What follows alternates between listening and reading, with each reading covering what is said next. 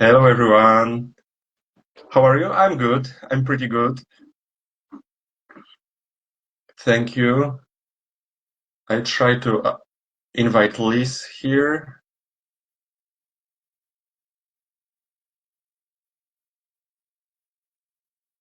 Mm, yeah, okay, that's good. You can see me, you can hear me.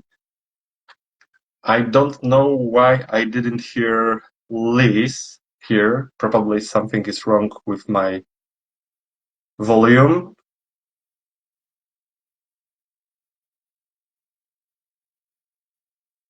I'm glad you're here. I'm so happy to see you. Okay.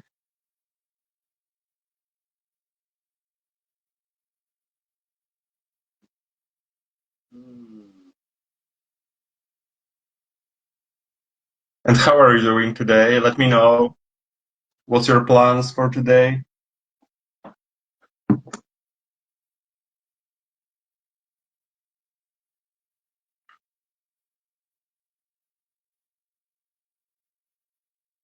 Hmm.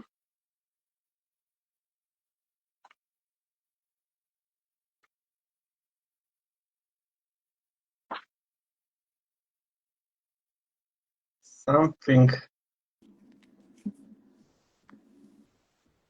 maybe now. Can you hear me now? Yes, we Oh, got you. good. Okay, other people could hear, so I was like, I don't know what it is. So I'm happy. It's so good to meet you. Yeah, I'm so happy to meet you too. I'm so Yes. excited. Thank you so much for joining me today. It's so important to me, and I think we will be speak about so important topic. How are you doing? Great. I'm doing well. Thank you. How about you? Yeah, pretty good. I'm a little bit stressed because of my trip to the USA for the first time in my life, and Okay. yeah, I'm going there alone without my wife, and I'm so excited, but I'm also pretty scared. But Yeah. Well, I I know, think anxiety is normal, and you are going to the best place to be able to work through that, right? So coming to the conference next week, it'll be so much fun. And Chicago, it's great to be in Chicago in summer. yeah, I will do it despite the fear, and it's so amazing because I know behind that fear it's something special. It's there are amazing people, amazing place, amazing connections, and yeah, I'm so excited, and I'm so Well, excited to good. see you there. Yes, I can't wait to meet you in person and so many people that are watching today. It'll be so fun to connect and see everybody there. Yeah, yeah. So 1 week, and I will be there in Chicago. Yes. Yes. Yay! So. Today, I we will be speaking.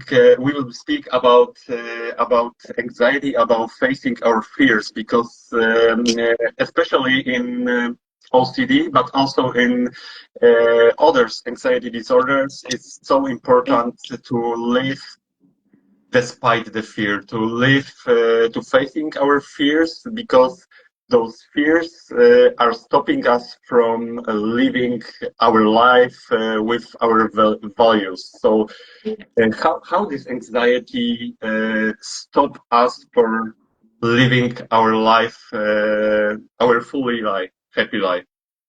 Yeah, it's a great question. And really, it's kind of the answer is like in every way. Well, untreated OCD and anxiety impacts the way people live their life at home. So, the way they engage in activities of daily living. So, showering, getting dressed, cooking meals, preparing meals. It impacts relationships, it impacts their job, their career, but really every aspect of someone's life will be negatively impacted if they have an OCD or anxiety diagnosis and they don't get proper treatment. The great news is that with appropriate treatment, you don't have to live that way and you can live a life of freedom despite Yeah, having this diagnosis. And so I think it's so important to say that yes, if it's untreated, this is what we'll see happen, but when it's treated, it doesn't have to happen like that. And we want to make sure people understand that with treatment, they don't have to live a life that is overrun with anxiety and distress, but unfortunately, if you don't have treatment, it's a guarantee you're going to live that. Yeah, absolutely. And I think also important is this point that there is difference between natural fear, because I don't just run directly through the street without seeing any cars, because I think I will be dead in a few days if I will don't have this fear. But especially when we have our intrusive thoughts and those anxiety. Uh, and this anxiety, those fears are stopping us for Yes. doing what we really love, what we really want to do. And this is the problem, because this fear, this anxiety will be with us, I think probably for our whole life. And we can't just run of this, but we have to accept this, that there in our life there can be so many fears, so many hard times, but we can live uh, with our values, and we Yeah, can't yeah. live despite this fear. Yeah, 100%, right? I think that it's kind of like yes and, right? So what we want people to understand is that when you live with an anxiety disorder, your kind of anxiety or fear meter is not working properly, right? Yeah, Because anxiety is helpful in different degrees. If you're in a parking garage late at night and it's yeah, dark out, I want you to be a little bit anxious or aware of your surroundings. Yeah, if a car is running across, driving across the road quickly, we don't want you to run out in front of it. Yes, anxiety for most people can be useful at times. But what we're talking about is when anxiety has become unhelpful. And yeah, the difference is always interesting because a lot of people say, well, Liz, how do I know the difference? And my answer is, you do know the difference, right? Typically, individuals with anxiety or OCD know when, like, this is not helpful now, right? This mhm, is not helping me. It's not serving a good purpose. It's actually getting me more stuck. It's keeping me in negative loops. It's making me ruminate more, right? All of those would be indicators that your anxiety has become unhelpful instead of a helpful kind of measure in your life. What's important though is that we want to teach people that we don't have to respond to anxiety when it's not helpful anxiety, when it's dangerous anxiety, when it's anxiety that's keeping you stuck. You do not have to respond to it. And if you start to not respond, it actually will slowly go away. So, what I want to say is that yes, those of us with anxiety and OCD, we may be a little bit more predisposed to being triggered or feeling anxious than people who don't have anxiety or OCD. But that does not mean that we're going to have to live with high levels of anxiety for our whole life. If we get appropriate treatment and we actually really face our fears and triggers, the anxiety around the fears and triggers will go away, right? It actually is yeah, not something we have to live with. So we don't have to think that treatment means, okay, I have to have anxiety forever yeah, and just learn to live by my values despite feeling really anxious. It's like, yes, that might be kind of the truth while you're doing yeah. active ERP treatment, but eventually you should get freedom from your anxiety and be able to live your life fully and your anxiety not play a role in your life at all. Yeah, absolutely. And intrusive thoughts will be there in our life, but anxiety after the proper treatment will be at the lowest level, I think, and we can handle it. And thanks to ERP, it's about facing our fears and resist compulsions. Through ERP, we can teach our brain how to not respond to this unhelpful thoughts, unhelpful anxiety. Yeah. And what I always tell people is to remember that the thoughts that people with OCD have are intrusive thoughts. They're not unique to us. Everybody has weird Mhm. intrusive thoughts. And so you're right. We can't get rid of those. Those might still show up. What we do know is that with appropriate treatment, they'll come less frequency and they'll have less intensity, right? So they won't be those same scary thoughts. They'll just kind of be a random intrusive thought that other people without OCD get. But what I do want to say is that it is important to note, right, that if you are doing really good ERP and OCD treatment, you can get to a place where intrusive thoughts stay intrusive thoughts and they never become a trigger. And that is what we want, right? That is indicative that, okay, you've done the work. There's not things you're still afraid of. There's not fear that's still running your life. You can have thoughts and they can come and go and you don't do anything about them versus you have a thought and now it becomes a trigger. It becomes overwhelming and you're, really trying to figure it out and you get stuck in this negative loop and cycle with it. Yeah, and this is so important to show people that it is possible. It is possible to get our life back.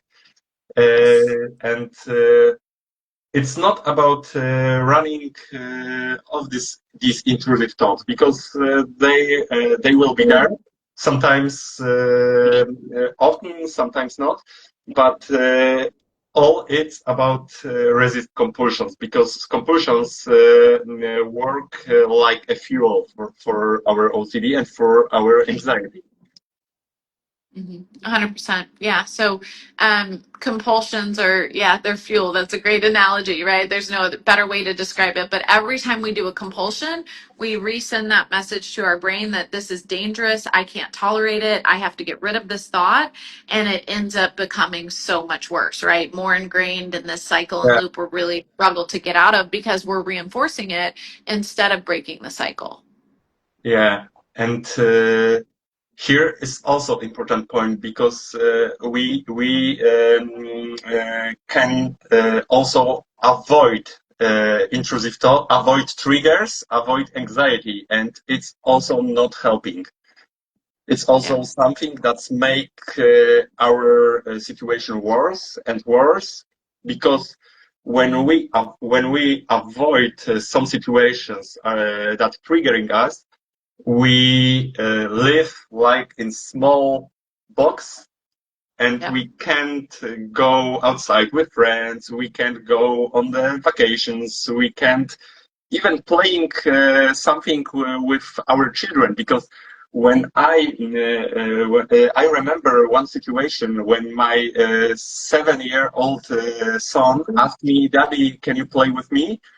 And I started ruminating about what my wife is doing at this point, and I told him, "Wait a minute." And this was not a minute. This was over an hour.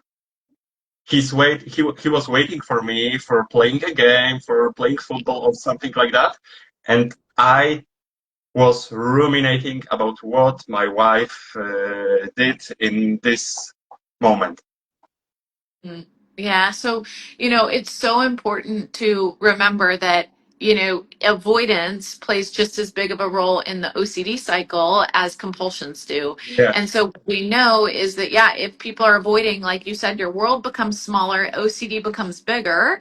And also what happens is you send that same message to your brain that I can't tolerate if I were to get triggered. I can't tolerate distress. And we're sending the message that anxiety is dangerous and that I Mhm. can't tolerate it. I wouldn't be able to handle it. And we want to consistently be sending our brain the opposite message at all times.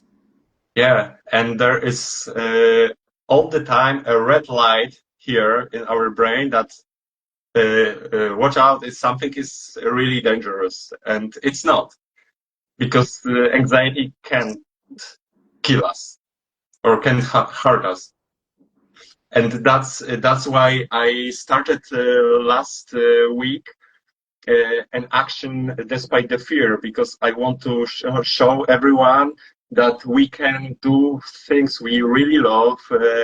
We can do scary things. We can act despite the fear, and we can also see what is uh, behind that fear. And Yeah. there can be something really special, amazing moments with our families, with our friends, and we catch that moment despite this fear. And this is really important to see that we can face that fear, and it is possible. Mm-hmm. 100%. Yeah. So I'm going to read a couple of the questions that folks have asked. A lot of people joining. Good to see you guys. And, some people talked about how like running or different activities can help reduce anxiety. And then a question that was asked is, how can I switch my ego-dystonic thoughts to be ego-syntonic? And do we have any advice for managing comorbid GAD and OCD and doing cognitive restructuring without compulsing? So first of all, we cannot change OCD to be egosyntonic. OCD by nature is ego-dystonic. And what that means is that these thoughts, these feelings, these triggers go against who we are as a person. They don't align with our values. They trigger us. They're things we don't like and we don't enjoy. So because like that is part of the diagnostic criteria. We use the DSM, right? The Diagnostic Statistical Manual to diagnose OCD. That's part of the criteria of OCD. So we can't, nor would we actually want to change our intrusive thoughts to be egosyntonic because first of all, we actually want them to be ego-dystonic, right? From a clinical perspective, I want you to not like the thoughts, to not want to engage with them so that we can do treatment for them and get you back to the life you want versus your thoughts. If they were egosyntonic, you might not not enjoy, you might actually enjoy some of your rituals or some of the thoughts and that sort of thing. And it's really important that people actually feel the opposite way, right? We want them to not enjoy their thoughts, to want to get rid of them, because that's what OCD is.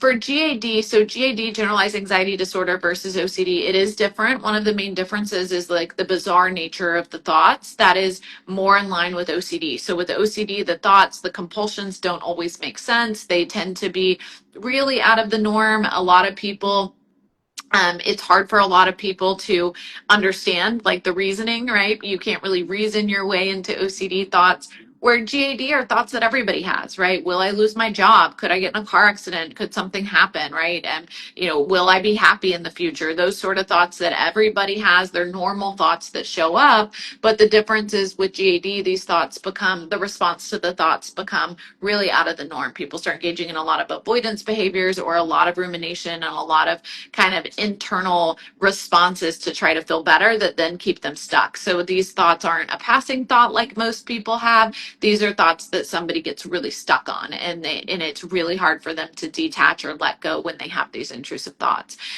So when we are doing GAD work like cognitive restructuring, we should only be doing the cognitive restructuring for GAD, not for any OCD thoughts. If you're doing it for OCD thoughts, it is going to be hard to not compulse and to not get stuck. If you're doing the cognitive restructuring, which is a form of like an example of a CBT exercise we would do for GAD, you shouldn't have the urge or pull to compulse as much because it's a GAD thought, not an OCD thought. And so this brings up just a really good point I want to make, which is that it is so important for everybody to understand your clinical picture and exactly what you're dealing with, because many people have multiple diagnoses, not just OCD. Some people have OCD and trauma, OCD and eating disorder, Yeah, OCD and autism, right? OCD and substance use, OCD and GAD. And we want to know, what am I presenting with and which is which, right? What thoughts fit what categories? Because ERP is an amazing intervention for OCD, I'm sorry. It is not an amazing intervention for other disorders, right? You actually wouldn't use ERP for specific, for personality disorders or something like that. And so it is really important we differentiate what are they and how do we work through them and make sure we're using the right tools, the right interventions for the specific thoughts that we're dealing with. yeah, agree. And I was also suffering from OCD and eating disorder at the same time for 3 years. And now I see the difference between my behaviors, but it's really important to get a really good diagnosis. Yeah. Yeah. Yeah, Well, awesome. Well, yeah, it's I think the most important thing to remember is that whether you're living with GAD, OCD, whatever it might be, there's effective interventions. And what we want you to do is figure out, what is the effective intervention for my diagnosis, and then how do I work to receive that and start engaging in it? Because when we get effective treatment that works, our entire life changes, and we're able to start to see that we don't have to be crippled or overcome and overrun by this terrible yeah, disorder, and that we can actually have full freedom from it.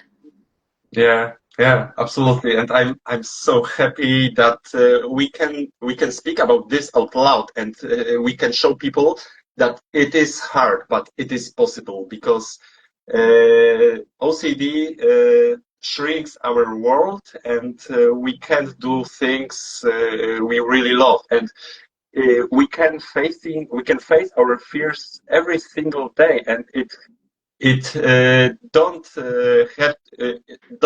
have to be a really hard things. It can be just waking up and go for a walk, or eating something with our kids, with our family, and yeah, yeah. Thank you, Zach. And this is important, because when I started this action here in my city, this action despite the fear, I jumped off the plane for show because I want to show people I can be scared and do it anyway. But it can be something so scary like jumping off the plane. It can be just a really small things we are scared about, and we can show our brain that this small thing can't kill us, can't hurt us, so we can live despite this fear. And this is awesome. And there are so many people that don't understand this, but that's why we're here, and we can show people that it is possible. Exactly. Exactly. That's the goal, right? Is that most people who don't understand it, they haven't been exposed to it, right? They haven't had the opportunity to get good treatment, and so they only believe what they know, which makes sense, right? You're going to be skeptical of believing something different than what you've experienced if you haven't been able to experience that yet. And so our goal is to get people seeing, knowing, believing, and understanding firsthand that with effective treatment, they really can do hard things and Yeah, change their relationship with anxiety and OCD. yeah, and starting ERP, it's also pretty hard for people who Yes. don't understand this, because why should I face those scary things? Why can I Right. do something different and Yeah. not Yeah, I fight mean, this? think about what we're asking, right? It feels very counterintuitive to say, oh, you feel really anxious. Let's ask you to purposely make yourself more anxious, right? Yeah. Most people are like, no, thank you. I'm not interested in that. Where we're trying to say, like, actually, like, that is something that is going to really help you. Yeah, and also it's so important to go to a educated therapist, because there are so many therapists here in Poland also that can't diagnose people with OCD, or are not good educated, and something is really really often it's really important thing to explain patients what really ERP is, and how it can be helpful for us, for our treatment. Yep, 100%. Well, I'm so excited to see you and so many others at the conference, and it's such a fun. The International OCD Foundation has an amazing conference that's happening next week in Chicago, starting on Thursday, and it's just Yeah, such a great place to connect with other people, but also to learn about all these different things, right? And be able to get better understanding of what treatment's available, what treatment exists, what does it look like, and what should I expect. yeah. I put every event, every presentation or super group in my calendar, and I know there I will have really uh, um, really intense 4 days in Chicago. Yes. But Yeah, it'll be fun. yeah, but I'm so excited for this trip, and I'm so excited, especially for meeting those amazing community and those people. And Yeah. when I'm thinking about it, I have here on my So I love yeah, that. Yes. Yes. It's yeah, so awesome. Well, I can't wait to meet you, and I'm looking forward to it. And it's such a fun time because you get to really learn a lot and connect with amazing people. yeah, and I'm so happy to see you there. One Right. week, and I will be One there. week. Yeah. Awesome. Well, thank you for having me. This has been awesome, and I look forward to seeing you in a week. Yeah, see you in Chicago. Okay, take care. Thank you. Bye bye. Bye.